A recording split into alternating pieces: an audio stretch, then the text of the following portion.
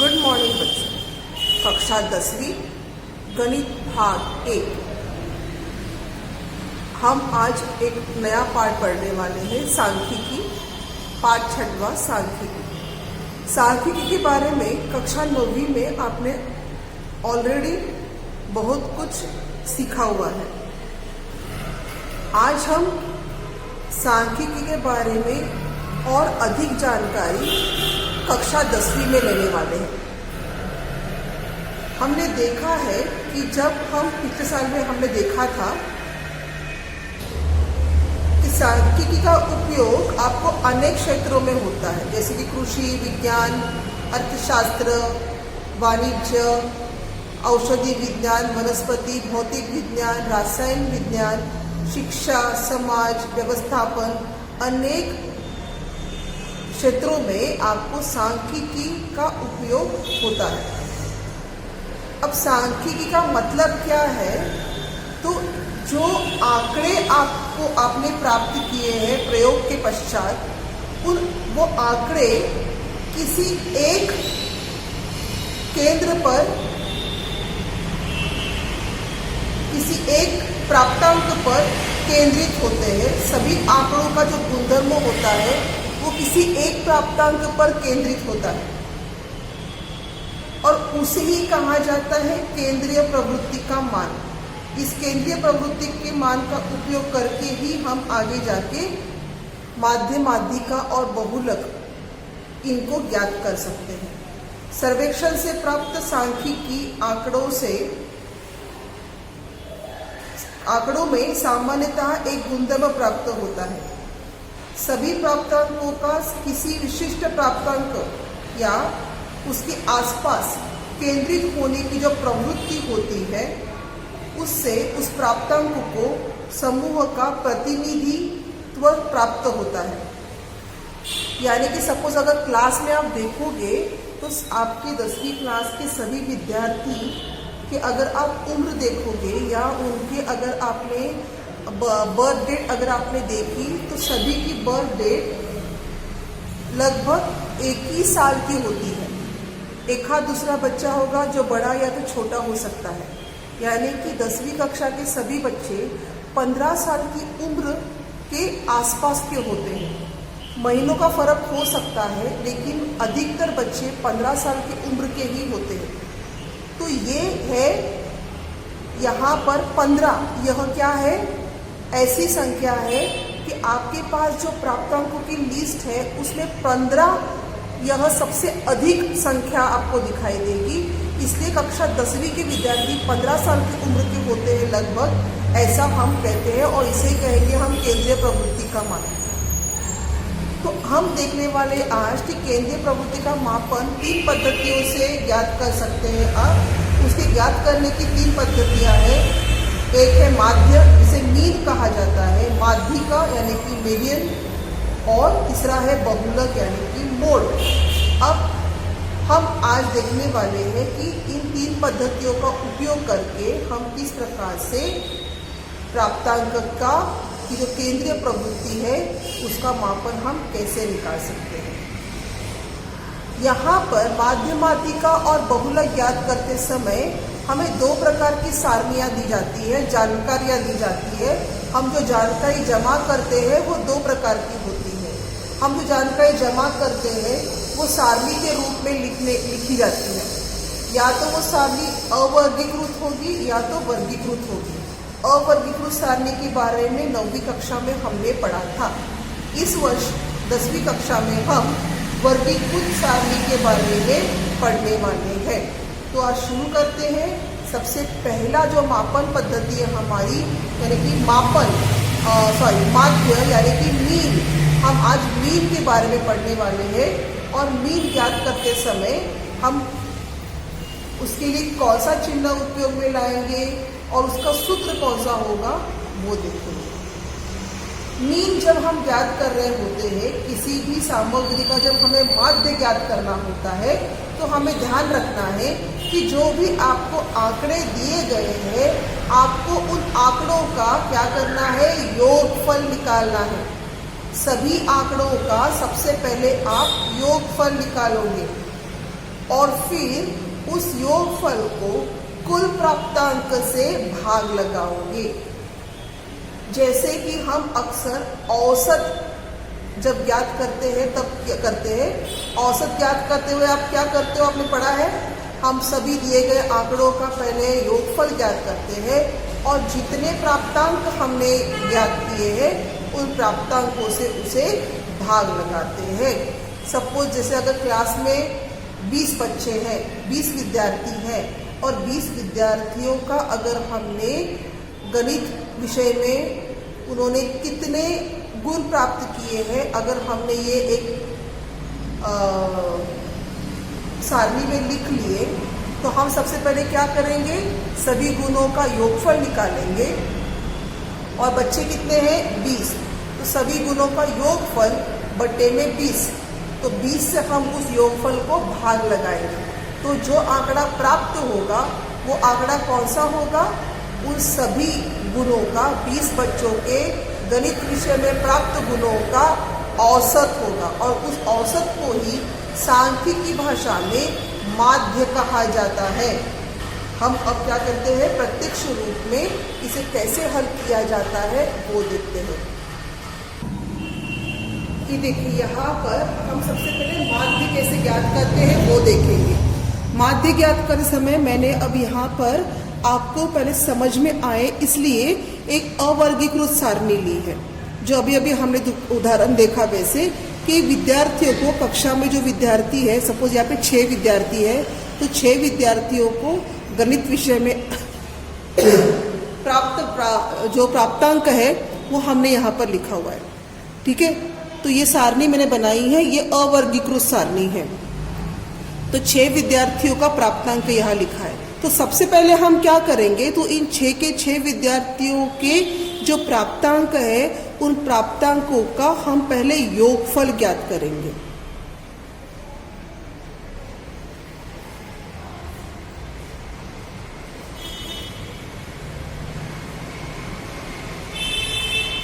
हम इस प्राप्तांक का पहले क्या करेंगे, योगफल ज्ञात करेंगे। तो ये मेरा योगफल यहाँ पर आया 32, 3, 4, 5, 6, 7, 8, 82 ये मेरा योगफल आया है इन पूरे प्राप्तांकों का। तो यहाँ पर सभी प्राप्तांकों का कुल कितना आया है, वो है 82 यानी कि 82। तो अब माध्य ज्ञात करने के लिए क्या करना होगा, मैंने आपको कभी अभी बताया कि माध्य और औसत दोनों भी कंसेप्ट सेम है, दोनों संकल्पनाएं सेम है। तो हम क्या करेंगे, पहले सभी प्राप्तांकों का योगफल माध्य बराबर, इसका सूत्र क्या है ध्यान में रखो, माध्य को x बार इस चिन्ह से दर्शाया जाता है, माध्य को x बार इस चिन्ह से दर्शाया जाता है। माध्य बराबर सभी प्राप्तांकों का योगफल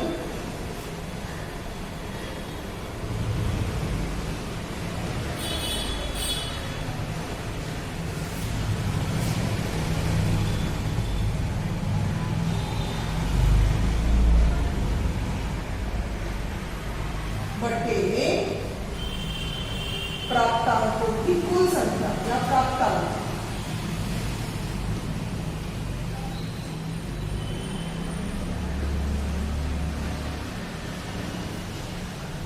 कितने प्राप्तांक है, कितना है इसका योगफल 82। और कुल प्राप्तांक कितने हैं, वो है 6। लगाओ भाग, 6 से 82 का भाग लगाओ, 6 के कम 6 बचे 2, ऊपर से आगे ये 2, 22 हो गए। अब और आगे जाओ, 6 किया 18 बचे 4, दशमलव का चिन्ह 2, शून्य का भाग लगाओ,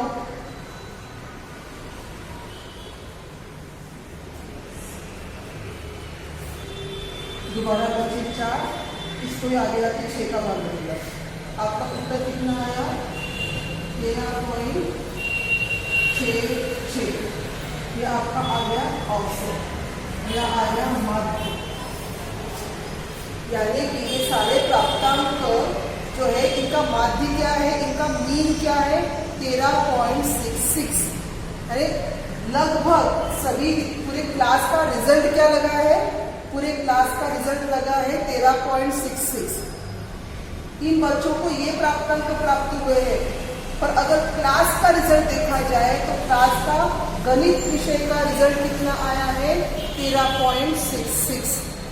ये गणित विषय का पूरे क्लास का रिजल्ट है। यानी कि माध्य ज्ञात करने के सूत्र क्या है, सभी प्राप्तांकों का योगफल बट्टे में क्या आएगा, कुल प्राप्तांक। सभी प्राप्तांकों का योगफल बट्टे में कुल प्राप्तांक।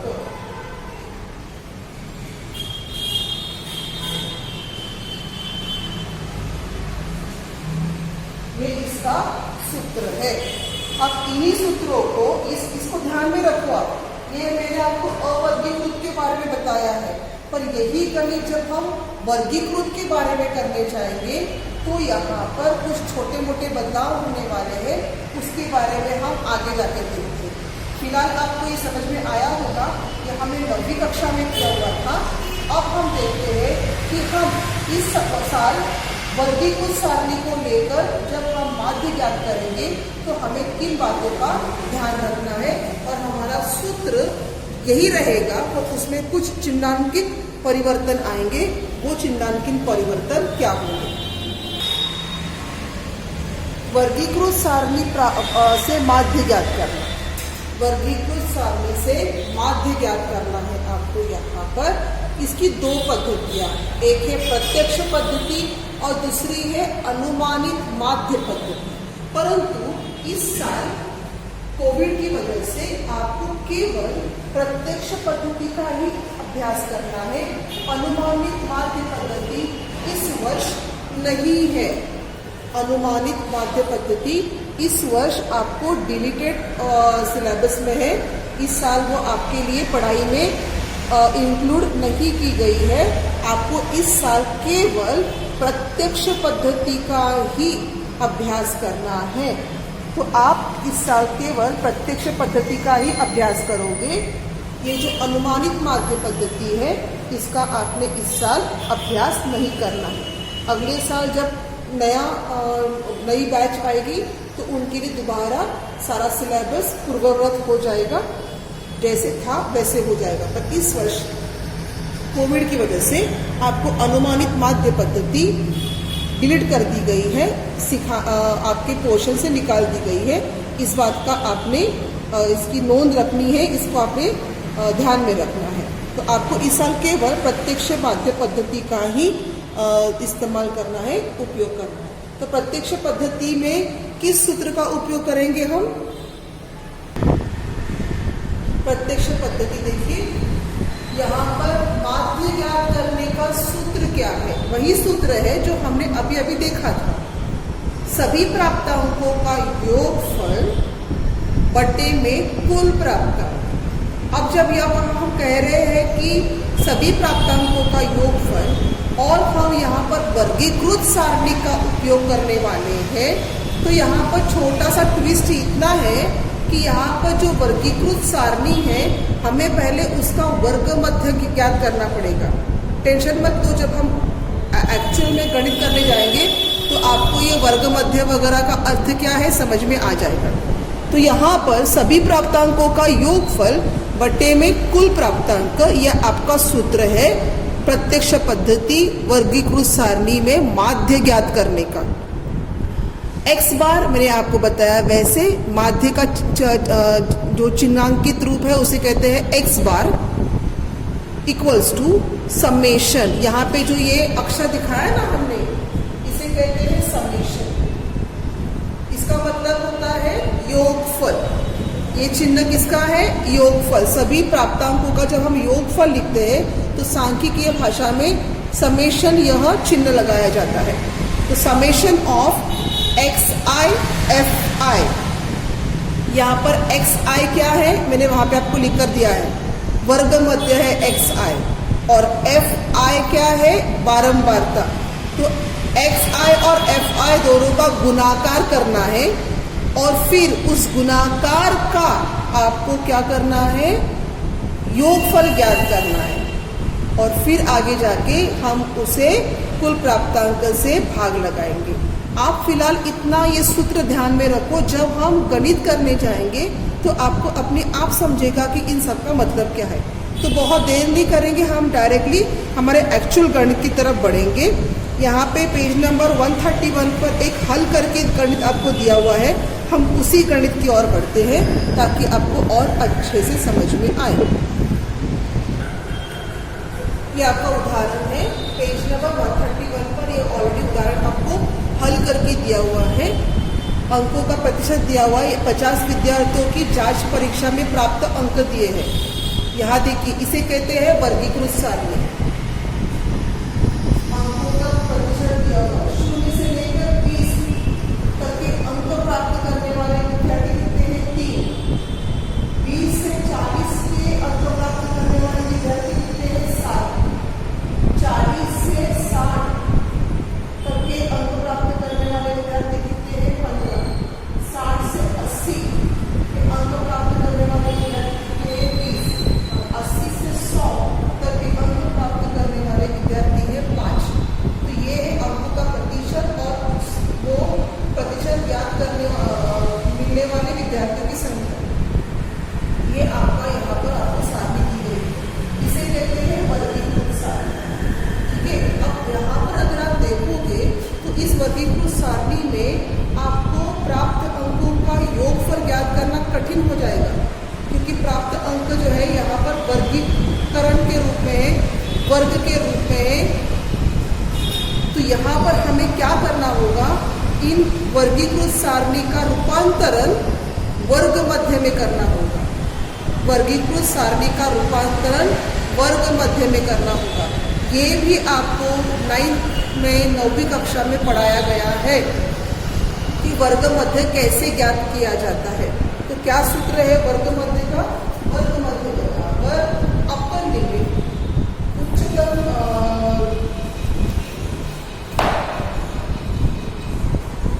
उच्चतम संख्या, उच्चतम स्तर माइनस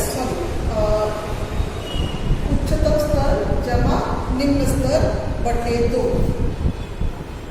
वर्ग मध्य ज्ञात करने का सूत्र क्या है,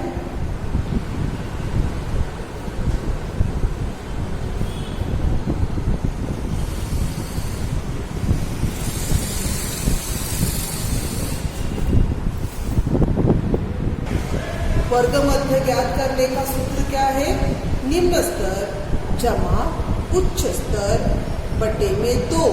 ये आपका वर्ग मध्य ज्ञात करने का सूत्र है। तो इसी सूत्र के आधार पर हम अंकों का जो प्रतिशत है उसका क्या करेंगे, सबसे पहले वर्ग मध्य ज्ञात करेंगे। तो मैं यहाँ पर मेरी सारणी में एक थोड़ा चेंज करती हूँ। ये देखिए, पहले वाले सारणी में जो विद्यार्थियों की संख्या हमने लिखी थी उसे हमने यहाँ पर नाम दे दिया है बारंबारता। इसका मतलब ये है कि 0 से लेकर 20 तक के विद्यार्थी कितनी बार आए हैं, 3 बार। 20 से 40 तक के विद्यार्थी कितने हैं, 7। 40 से 60 तक के विद्यार्थी कितने हैं, 15। 60 से 80 विद्यार्थी कितने हैं, 20। और 80 से 100 तक के विद्यार्थी कितने हैं, 5। ये जो है, जो हमने पहले लिखा हुआ था विद्यार्थियों की संख्या, इसे हम क्या लिख रहे हैं यहाँ पर, बारंबारता। यहाँ हमने नाम दिया है और बारंबारता का चिन्ह क्या है, FI। अब जो हम कब से वर्ग मध्य की बात कर रहे थे उस वर्ग मध्य को मैंने यहाँ लिख दिया ताकि आपको आसानी पड़े। तो 0 और 20 इनका वर्ग मध्य ज्ञात करो, 0 जमा 20। यहाँ पर 0 क्या है, निम्न स्तर और 20 क्या है, उच्च स्तर। तो 0 जमा 20 कर दो और उसे 2 से भाग लगाओ।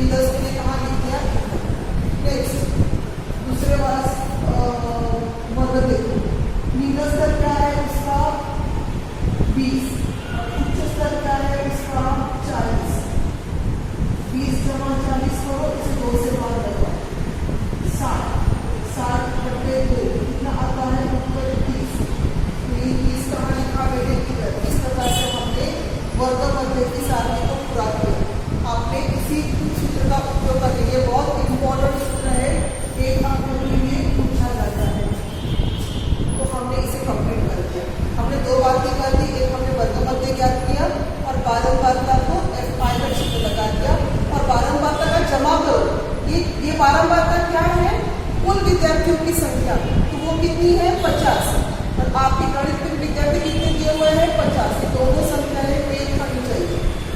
ठीक है, तो हमारा ये गणित यहाँ तक पूरा हो गया। अब आगे चलते हैं। सूत्र के अनुसार हमें क्या ज्ञात करना है, हमें XI FI ये दोनों का गुणाकार ज्ञात करना है।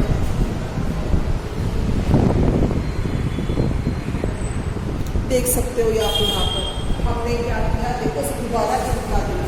पहले हमने वर्ग लिखा, फिर इस दोनों का हमने मध्य लिखा। मध्य ज्ञात करने का सूत्र मैंने आपको बताया था, निम्न स्तर जमा उच्च स्तर बटे 2। इस हिसाब से हमने ये वर्ग ज्ञात किया। बारंबारता आपको ऑलरेडी आपके गणित में दी गई है, इसे आपको कैलकुलेट नहीं करना है, ये ऑलरेडी आपके गणित में है। दोबारा एक बार डॉट में पीछे कर दो, हमारी सारणी में इसे हम अपने प्राप्त गुण लिखे हुए हैं। तो बारंबारता यहाँ ऑलरेडी है। इस बारंबारता का जमा किया, योगफल किया, वो कितना आया 50। ये 50 क्या है हमारे विद्यार्थी। अब हम क्या कर रहे हैं, तीसरी स्टेप, वर्ग मध्य और बारंबारता इन दोनों का गुणाकार करो। और वो गुणाकार हमने यहाँ लिखा 3 गुना 10 30, 30 गुना 7 210, 50 गुना 50 750, 70 गुना 20 1400, 90 गुना 5 450। अब इन सबका क्या करो, योगफल ज्ञात करो। और इसे हम क्या कहेंगे, इसे हम कहेंगे समेशन ऑफ XI FI। याद आ रहा है आपको, हमारे सूत्र में ये था समेशन ऑफ XI FI, यानी कि जो XI FI है इन दोनों का गुणाकार, इस गुणाकार का योगफल ज्ञात करो। इन सभी गुणाकारों का करो योगफल ज्ञात करो। तो योगफल कितना आया आपका 2840। आप खुद से जमा करो, आपका कितना आएगा 2840। ये क्या है, इन सबका जमा, और ये क्या है, इन दोनों का गुना। बात को समझो, खुद अपने हाथ से गणित करोगे तो आपको समझ में आएगा। अब हमारा सूत्र क्या है, माध्य ज्ञात करने का, माध्य यानी कि x बार बराबर summation of XIN। Summation of XI FI क्या है, ये 2840 बटे n कितना है 50। ये शून्य गया, ये शून्य गया, भाग लगाओ, भाग लगाओ इसको। 5 एकम 5, 5 25 25, बचे कितने 28 में से 25 गए, बचे 3।